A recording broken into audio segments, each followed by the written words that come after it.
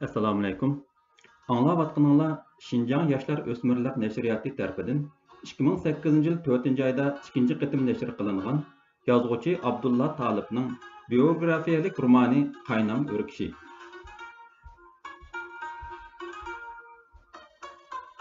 Birinchi bob. Tangirtog' o'g'li.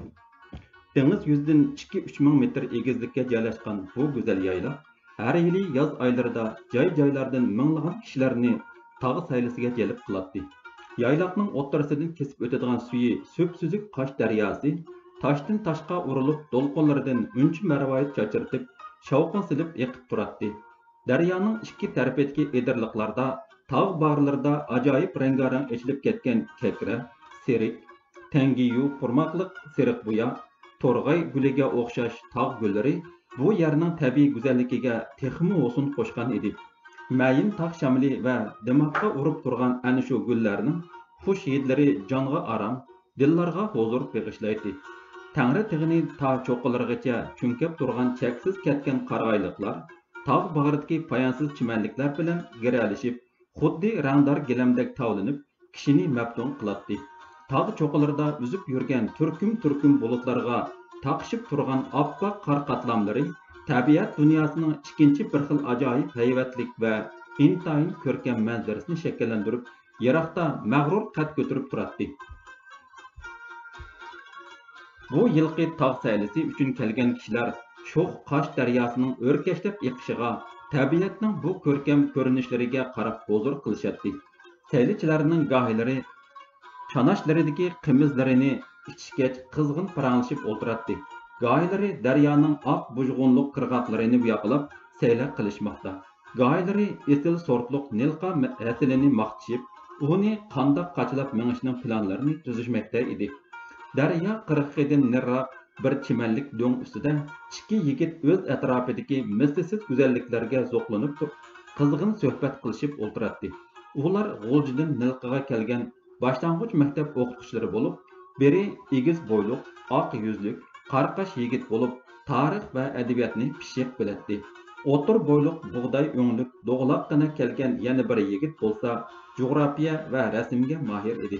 Bugun boshqa saylovchilarga o'xshash ularmi bu yerga saylov uchun chiqqan edi.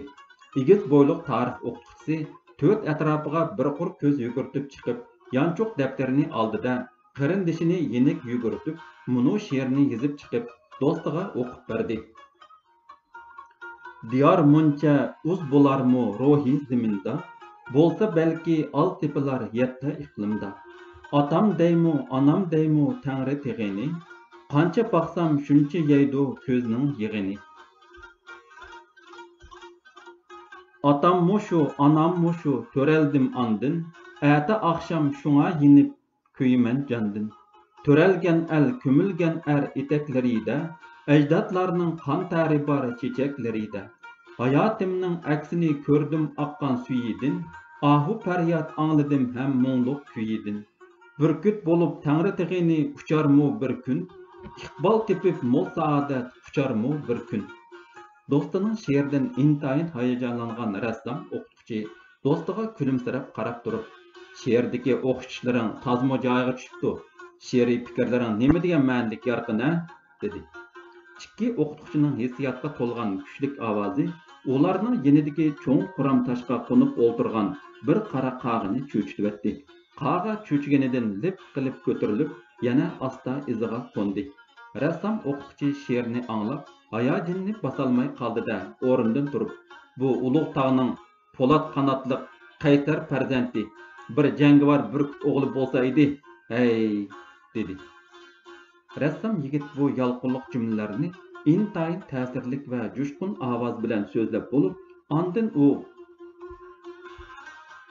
bir necha qadam oldiga mangdi-da, qarshi tarafdagi chimanlik orasida cho'qchiyib turgan yo'g'on tosh ustida o'ltirib, o'zining xiyoliy tasavvurini go'zal badiiy tasvirga aylantirish uchun chizishga boshladi. Tarix o'qituvchisi rassomning keyinda turib, qog'oz ustida chizilayotgan gigant burkutning qomatiga o'xshash tangri tig'ini ko'rib, madiha talaffuzi bilan "Fayzing bor adash, yaraysan", dedi. Rassom uzun o'tmayla o'zining amgakini ko'ngildagidek bitirib tugatdi. Andın u orundan durup rasmni do'stiga sundi va "Qandaq she'riy tasviringning varianti bo'la olamdikan?" deb so'radi. Tarixchi yigit rasmni qo'liga olib, sinchilab ko'rib chiqqandan keyin mamnunlik izhor qilib, "Dal o'zi bo'pti, kam ko'tsiz, bayni o'zila" dedi. Rassomning xushalliqdan yuraklari o'ynab ketdi. U chizgan bu rasmda Tangri tig'i xuddi egiz ko'kda parvoz qilayotgan qovul burkutga o'xshagan edi. Egiz xantari cho'qqisini, burkutning tumshuqliq beshi, jo'ng'ar o'ymonliqidan sar cho'qqagacha bo'lgan qatma-qat tog' tizimlarini uning o'ng qanoti, Tarim o'ymonliqini bo'ylab so'zilgan Bayn bulaq, Alg'oy tog'laridan aylanib Davanchinggacha bo'lgan tog'larni uning so'l qanoti, Bug'dodan boshlangan tog' tizimlarini bo'lsa uning quyruqi deyishga bo'ladi. Ikkaylan havas zo'qi bilan rasmga tikilib tadqiq qilayotgan ro'zgarda osmonda qanotlarini kerib yo'g'on bir burkut paydo bo'ldi-da, ularning bosh ustida 2-3 qatim aylangandan keyin yana yuqori o'rlab ko'kning qa'rida parvoz qilishga boshladi. Mana qara, go'yasining rasmiga jon kirib osmonda parvoz qilmoqda, dedi tarix o'qituvchisi rasmni qo'liga olib, osmondagi burkutga qarab qulonglatib. Ikki do'st burkutning Abral tog'lari ustida erkin parvoz qilayotganligiga qarab, allaqanday xiyollarga cho'kib ketishgan edi. "Salom akalar!" To'satdan changildigan bu ovoz o'qituvchilarning diqqatini bo'lib tashladi. Ikki o'qituvchi darhol kayniga o'rilib, o'ng qo'lini ko'ksiga qo'yib turgan kichik budruqqina oqsiriq bolani ko'rdi. Bu bola ularga tonish va yiqimliq ko'rindi. Lekin yigitlar darrov uni esiga ololmadi-da, bir-biriga savol nazari bilan qarshi turib qilishdi. 1922-yil 11-oyning 16-kuni butun kent mahalla bo'yicha, xususan Yezim mullamning uyida to'liq xosiyatlik bir kun bo'ldi. Tunugun oqshomdan boshlab Malikxon hadining to'liqi kuchayib qolganligi uchun Yezim mullam jiddiylashib qolgan edi. U bugun oqshom xutdan namoziga chiqolmadi va kechacha ko'z yummay dalon uyda Qur'on o'qib, Xudodan osonlik va osoyishlik tilab o'ltirdi. Qish fasli allaqachon boshlanib ketgan. Atrofdagi tog' cho'qqilari qilin qor ostida ko'milib turgan bo'lsa-mu, Tangritog' bag'rida to'rt atrofi tog' tizimlari bilan qo'rshilib turgan bu go'zal makonning havosi texi xilila illiq edi.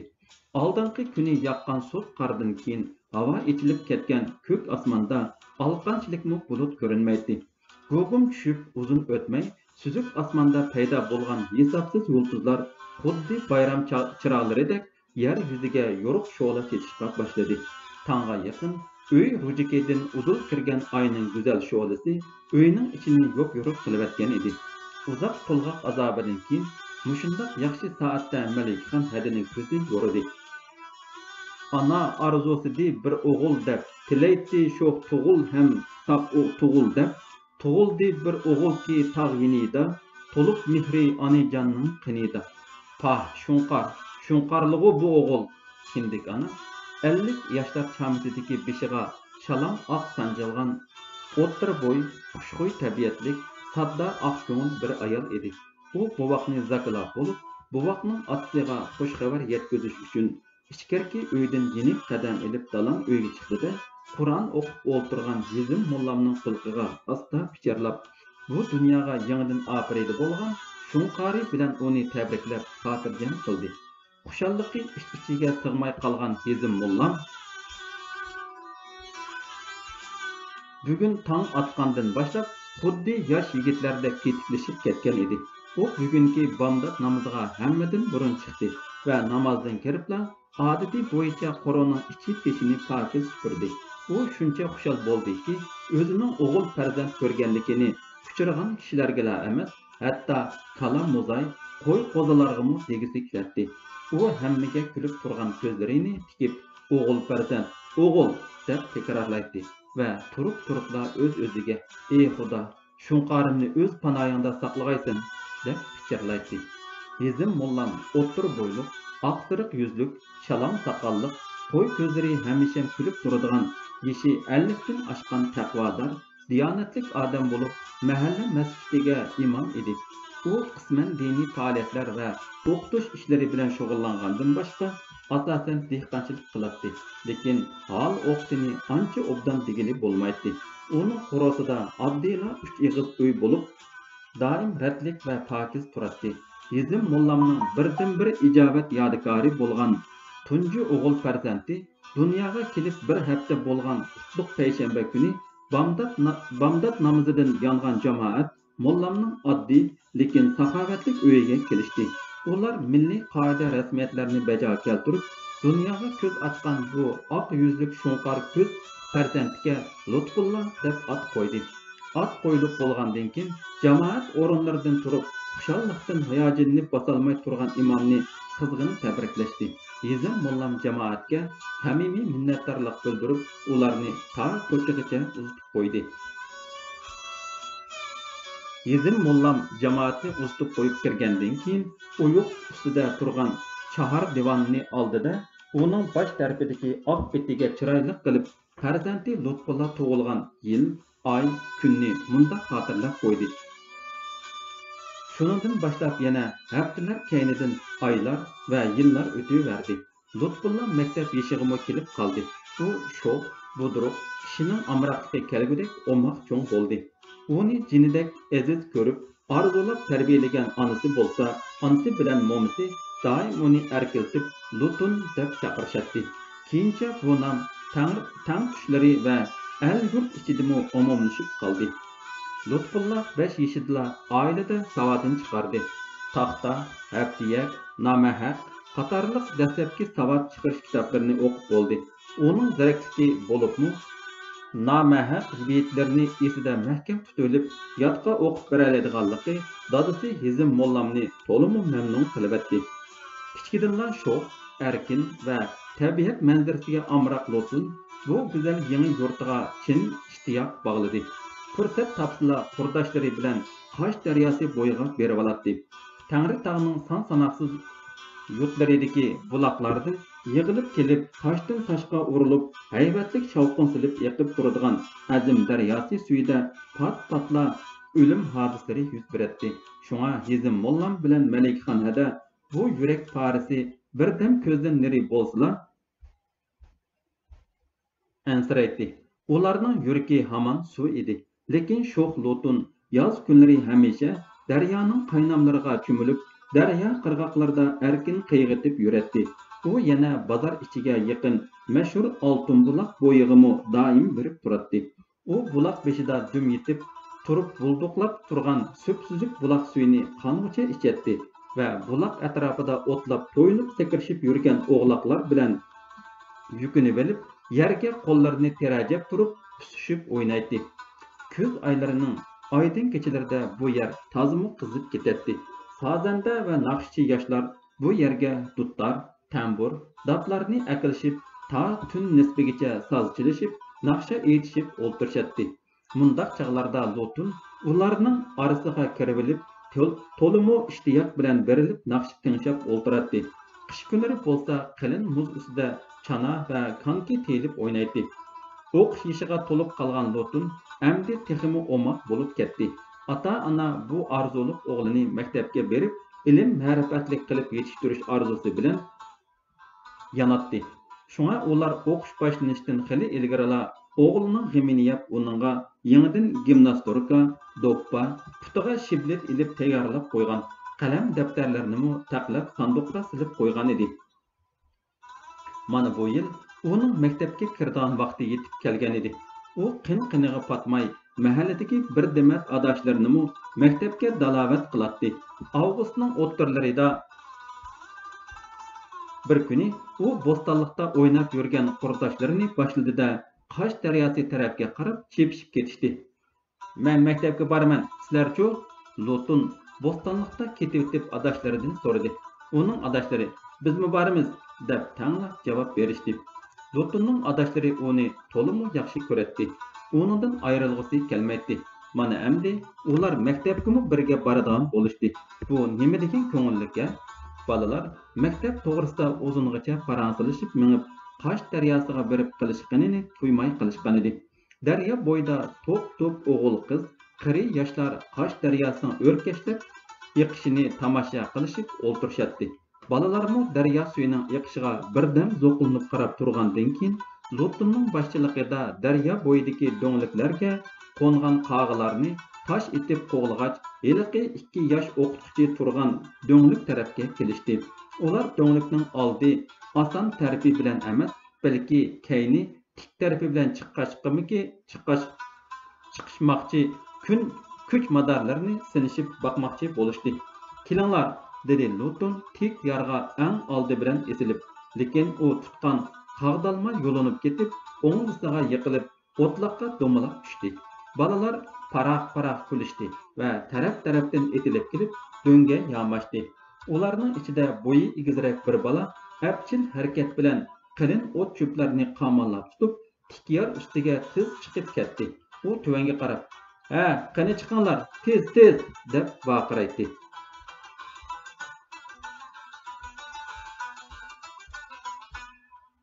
Lutun doğulaq simiz bo'lg'achqa yuqorga chiqolmay ha degandila pastga do'malab ketadi. Ana, balalarning ikkinchi va uchinchisini oson joy tanlab chiqoldi. Heliqi egiz bo'yliq bala shanqu qilib kuladi va "Ey, por, qo'lingni kel, men tartib olay" deb vaqiraydi. Yuqorga chiqib olgan yana bir bala do'ngning pastroq va oson yerini ko'rsatib, "Ey, Lutun, bu yerga kel. Mana bu yer oson ekan" deb so'ransilib vaqiraydi. Lekin Lutun o'zi dastlab haplashgan qiyin yer tuyidan zoti nari bormadi. U kuchigan sari qizirib ketgan edi. U balalar oldida lat bo'lib qolmasligi uchun tishini tishlab turib yer bilan ilishadi.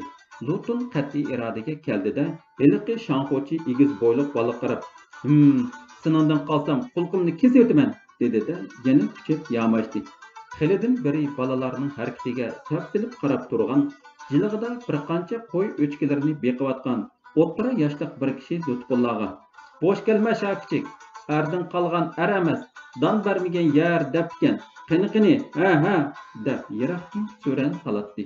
Lutun livini mahkam tishlab, tirishib oxiri yor ustiga chiqdi-da, qaqoqlab kulib, "Qandoq, oxiri chiqdimmi?"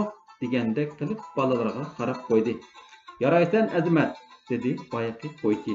"G'ayrating bor ekan, yo'lbos izdan yonmas, yigit so'zdan degan shu-da mana."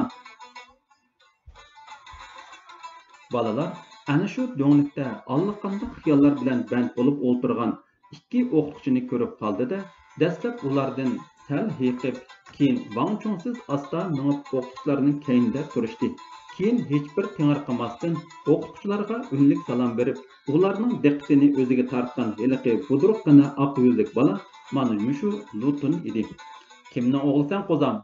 Tarixchi yigit o'rnidan qopib Lutunning beshini silab turib so'radi. "Yezim mollaning." "Voy, sen Lutun emasmi? Belli, qara seni, taniyolmay qolganimizni." Her ikki o'qituvchi bir-biriga qarshi kulishdi va darhol bu yil atiyozda Yezim mollamning uyida bo'lib o'tgan sunnat to'yini yodiga ilishdi. Lutfulla to'yga yig'ilganlar oldida tamkin turib bir qancha qadimiy she'rni deklamatsiya qilib bergan va bir qancha xalq naqsini zo'q sho'q bilan aytib bergan edi. O'g'liga qattiq masjidga kelgan Yezim mollamning uni ko'tarilib manzillarga suyib ketganlarini ko'z oldiga keltirishdi. Şu to'yga yig'ilganlarning uningga opirin o'qimagani yo'q. Shu chaqda nurg'un kishilar bu balada ajoyib xislat bor deyishgan edi. "Nimishqa mavi oldimizki oson yer bilan chiqmay, yer tarafdan chiqdinglar?" Tarix o'qituvchisi balalarga takshi sapsilib turib so'radi. "Ata yamashqimiz keldi", dedi Lutun chaqmoqdek javob berib. "Nimishqa?" "Kuch sinab, qaysinglar baldur chiqdinglar?" Lutun o'ng'aysizlanib sal qizardi-da, darhol egiz bo'yliq balaga qaradi. Egiz bo'yliq bala hammaga takshi qarab bo'lib, "Men bo'lmay kim bo'ladi?" deganday qilib hijaydi va ishtinni ko'tarib qo'ydi. "Ang oldida sayim chiqdi", dedi Lutun rostchilik bilan. "Senchu?" "Menmi bo'sh kelmadim, oxiri chiqdim." Balalar Lutunning so'zidan kulishdi. Bu chaqda Lutunning og'inlaridan bir turdi, darhol Lutunni maqtab so'z usturdi. "Biz hammamiz jafo tortmaydigan oson yerga yugurdik.